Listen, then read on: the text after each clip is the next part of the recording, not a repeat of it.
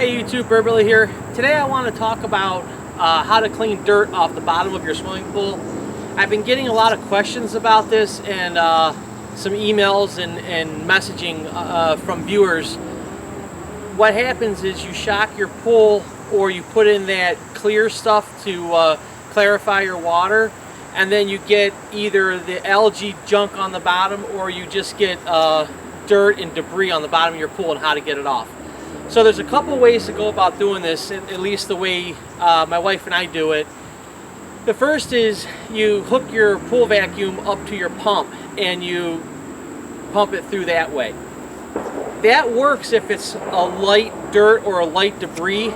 The problem is if you have a lot of dirt, we're using a sand filter, and I think even the cartridge filters might run into this problem. Not all the dirt gets absorbed into the filter, and so what happens is then afterwards your pool water gets all cloudy from the dirt being in there, and then you end up spending a lot of money on chemicals trying to get things balanced out.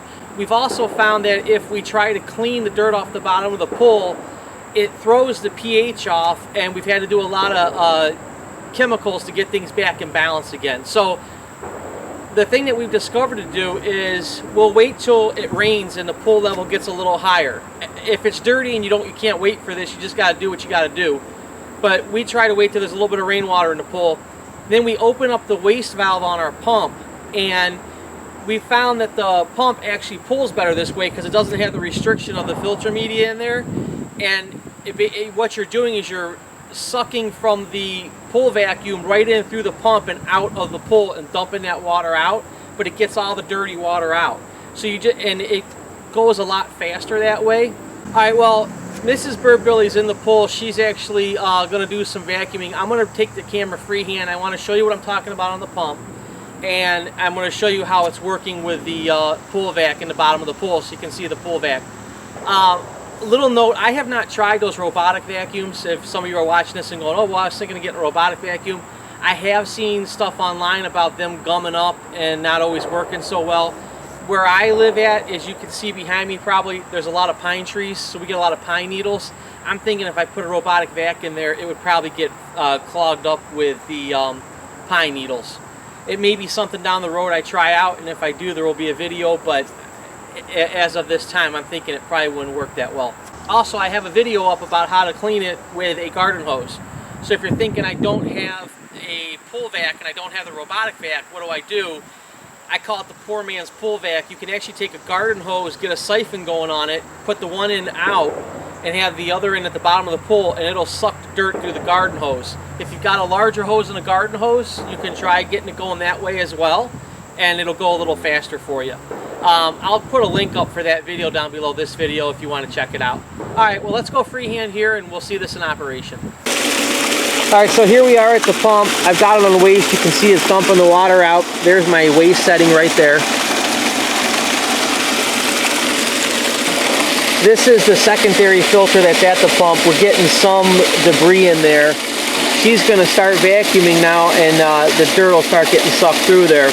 So you get a much stronger suction this way than if you were doing it through the filter itself, because the filter media is not restricting the pump at all. The pool vac just hooks into the skimmer right here. And there we are on the bottom of the pool vac. You can see the dirt as she goes into it. It's pulling up all the dirt and debris. There's a lot of pine needles in there.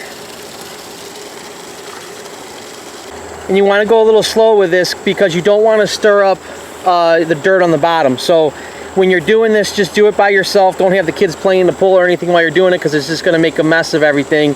Just want one person in there with a vac. You want to do as limited movement as possible so that you're not stirring stuff up and getting it back into the water again.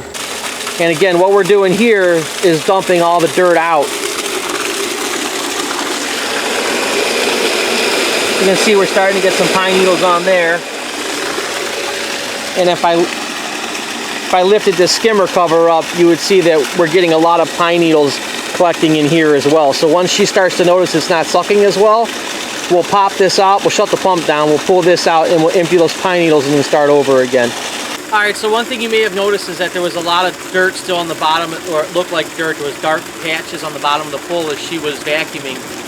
what that is kind of like a staining that's happening down there because the pool's been sitting for almost 2 weeks. I worked a cycle where I didn't have very much time off at work, and my wife was working a lot too, and then we had, you know how it is, the kids' soccer games and everything else, so we really weren't using the pool for that period, and we weren't out here cleaning it like we should have. And if that happens, you'll get some staining down there. The next time you shock it, it'll clear that up. So this method of dumping the water out like we're doing actually helps a lot if you get like that green algae in there, or you get that that debris and stuff in there from the shock. When you shock it and you get all that junk in the water afterwards, you really don't want to try and recycle that through because it's just going to cloud your water up and throw your pH all up and your alkalinity. It makes a mess of it for the chemicals. I repeat this because it costs us a lot of money at first in chemicals. We were chasing after this. We were dumping all these chemicals in there trying to get everything balanced. And once we switched to dumping it out like this, it's saving us money actually. We may be losing some water and some money in water, but we're actually saving a lot of money on the chemical side of it. All right, well, as always, I hope you found this helpful, and I'll see you in the next video.